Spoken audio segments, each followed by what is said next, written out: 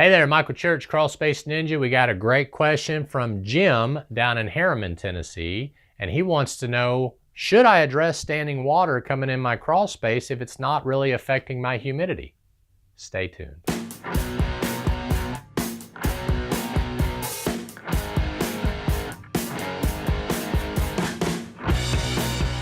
Okay, so just to be clear, the standing water, it seems like, was affecting his humidity, but then he installed a dehumidifier, right?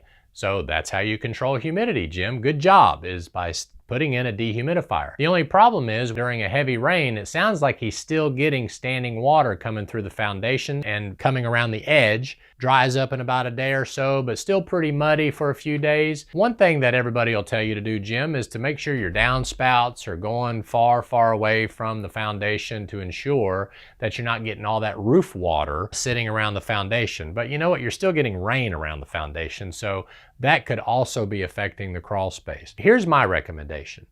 If you are okay with a little bit of mud and standing water and the humidity is being controlled, the wood is dry and all that, that's great. The only problem is when or if you go to sell your home, it'll probably be a red flag on the home inspection if the home inspector even gets in the crawl space. So just keep that in mind. If you want to enjoy a crawl space that the standing water is addressed and you have low humidity the whole time you're living there, then I suggest you go ahead and take care of it. If you're going to live there forever and it's not a bother to you, then it's your choice whether you want to address that now or not. But it sounds like if the dehumidifier does for some reason flake out on you and stop running, that standing water is going to add a lot of humidity to your crawl space. So make sure you got a way to check that humidity on a regular basis. You can get one of those AccuRite humidity readers with the remote. So you put the little sensor down in the crawl space and it'll shoot the humidity up to the living space. You can get those on Amazon